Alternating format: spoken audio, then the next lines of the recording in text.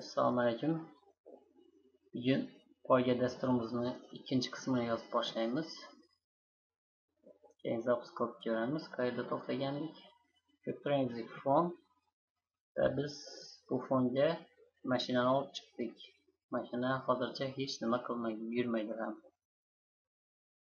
Xo'sh, endi keling oddiydan boshlaymiz. Ya'ni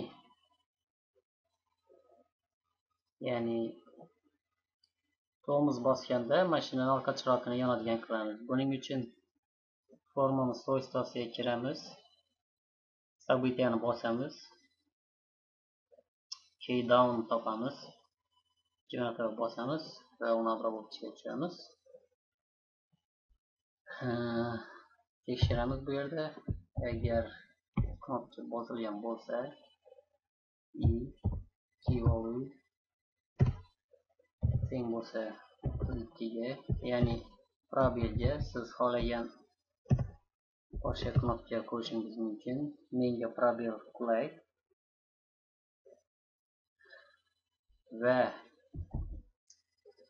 Va endi biz hozir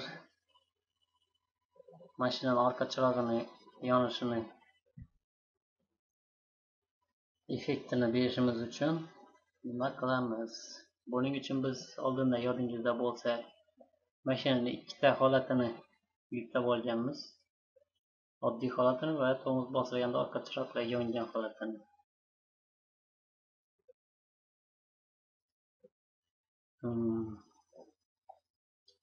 Forum designer CS ga tushamiz va kodni ochamiz.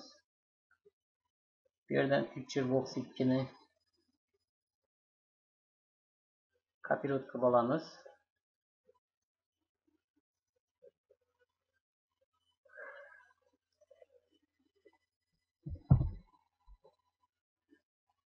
Auto 2 ni qo'yamiz. Agar probel bosilgan bo'lsa, picture box 2 rasmi auto 2 rasmiga o'zgarsin degan buyruq beryapmiz. Keyin tekshirib ko'ramiz. Probelni bosyapmiz, hech narsa bo'lmayapti. Bunga sabab hozir aytaman.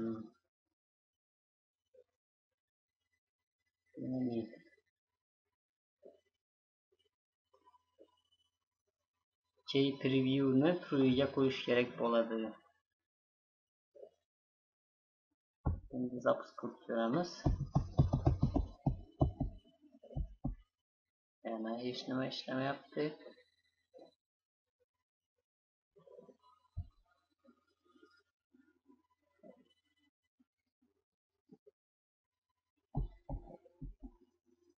Nimaga ishlamayapti? Hozir.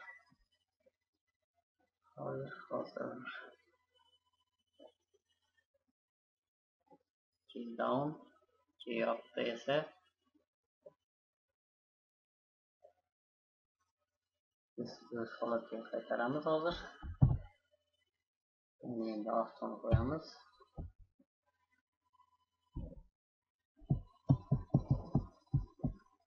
Baribir ishlamayapti. Hozir tekshirib ko'raman.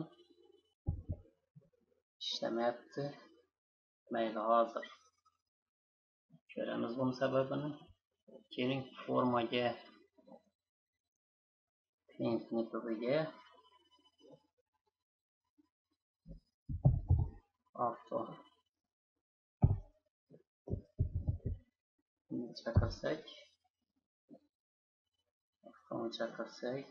biz avtoni 304 bergan ekanmiz.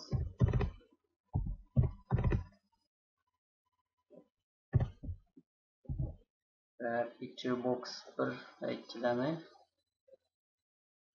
перерисовка qilamiz.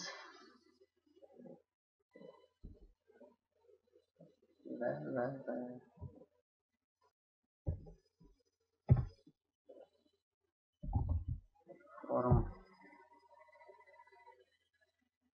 mana buni kopirib qilsak bo'ladi.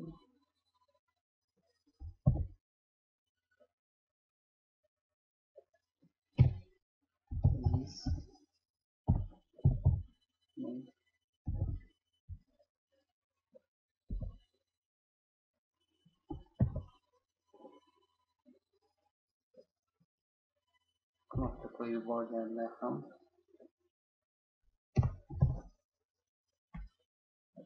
Form Paint funksiyasini ko'rdingizdek ishlab ketdi. Probelni bosganda orqa chiroq yonyapti. Demak, Form Paint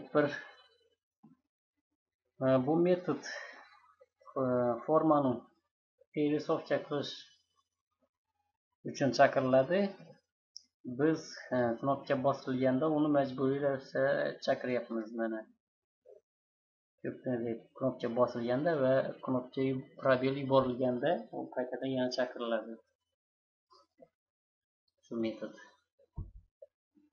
Shuning uchun hozir bizni orqa chiroqlar probelni tormozni bosganda yonyapti. Endi esa endi mashinani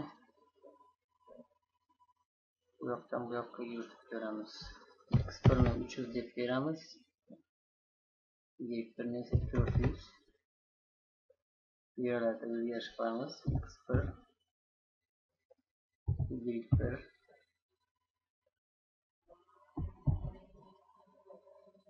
qayerda qilamiz? Bu yerdan o'zgartiramiz. Xo'sh. Endi mashinani chap va o'ng tomonlarga yuritsak, buning uchun mana buni tartib qilib olamiz.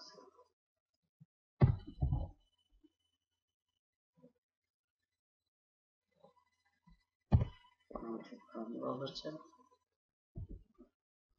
chizikcha emas, endi 37 qilamiz. Ya'ni chap tomonga bo'lganda X1 teng esingizda bo'lsa LR degan o'zgaruvchimiz bor edi. LR bunga hozircha 1 berib qo'yamiz. 1 pikseldan o'zgarish kerak. Va o'ng tomonni ham beramiz.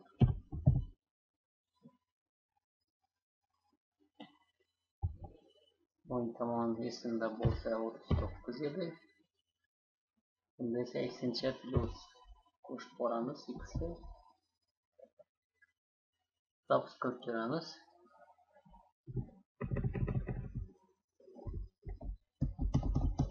Tormoz ishlayapti. Nimaga bizda hozir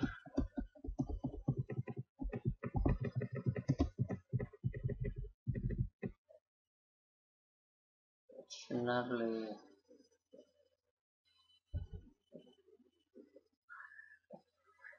Yani kapıyı olamaz.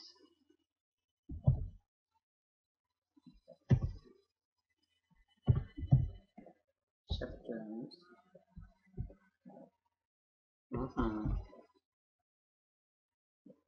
Juda yoqimsiz bo'lib hozir qolyapti mashinani. Buning uchun biz buni yo'qotish uchun oldingi avto proseduramizga qaytamiz va bitta qo'shimcha qilamiz. Ya'ni checkbox 1 image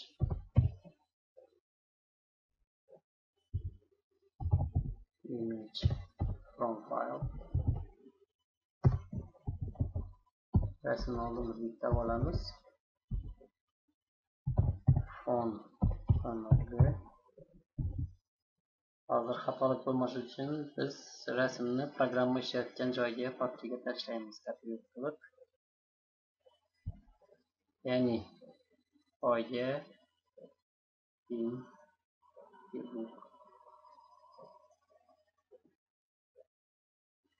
o'tirib oldik. Endi ishlab ko'ramiz. Ko'p turganingizdek izi qolmadi.